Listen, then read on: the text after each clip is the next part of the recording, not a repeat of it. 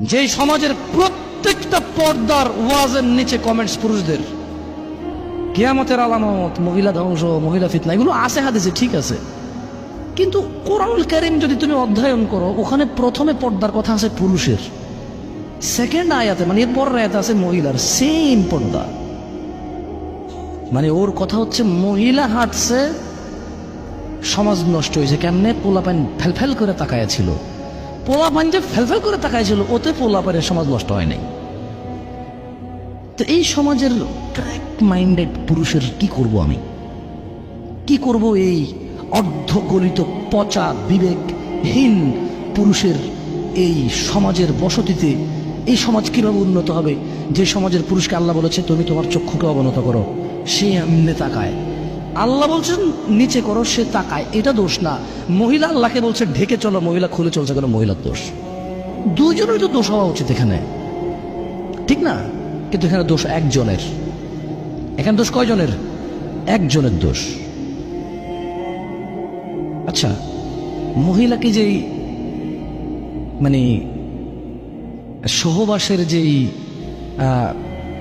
কি বলে এটাকে, মহিলা কে বানাইছে? কে বানাইছে? পুরুষকে পুরুষ কে বানাইছে? তাহলে আমাদের একটা যৌনাঙ্গ আছে, উভয়ের যৌনাঙ্গ বা যৌনি আছে না? তো মহিলা পুরুষ একসাথে শুয়েছে বিবাহ ছাড়া, এখন বেডিডে আর এরকম বিয়ে করতে পারবে না, বেটা ঠিক বিয়ে করতে পারবে কে রে? দুজন তো সেম কাজ করেছে।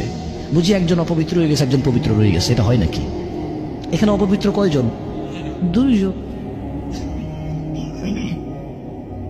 যেখানে সমাজে একটা বেডি বিবাহ হয়েছে, জামাই নির্যাতন করে, ওর তালাক হয়ে গেছে, এখন আর কোনো ভালো পুরুষ ওকে বিয়ের প্রস্তাব দেয় না।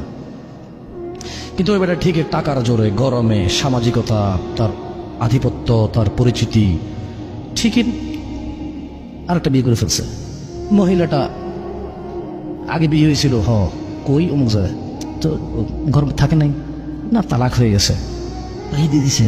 আচ্ছা, নিশ্চয়ই বেডির সমস্যা আছে। মানে হাতে বেটা কি এমনি, হাতে কি এমনি বিয়ে করছে, তার শখে তালাক দিয়ে দিচ্ছে। কোনো বেটা চায় তার বেটি তালাক দিয়ে দিতে, সব দোষকার মহিলার।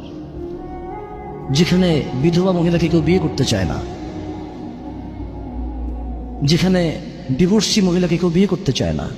আবার আরেক সিস্টেম চালু হয়েছে, এখনো পোলা এক বিয়ে করে নাই, ডিভোর্সি মহিলার পিছনে পাগল। কেন? সুন্নত, আল্লাহ নবী সাল্লাল্লাহু আলাইহি ওয়াসাল্লাম বলছে। তুই চিনোস কেমনে রে? তোর চিনার পদ্ধতি কি? হ্যাঁ, উনি খুবই ভালো, বুঝছেন ভাইয়া? ও আচ্ছা আচ্ছা, কেমনে বুঝলাম ভালো? মানে আমি তো আসলে অবজার্ভ করেছি, বুঝছেন, কথাবার্তা বলেছি, চাল চলন খুবই ধর্মভীরু, সবসময় নামাজের কথা, আল্লাহর কথা বলে, সবসময় এগুলা বলে, রাইট? দেখছেন, মানে ও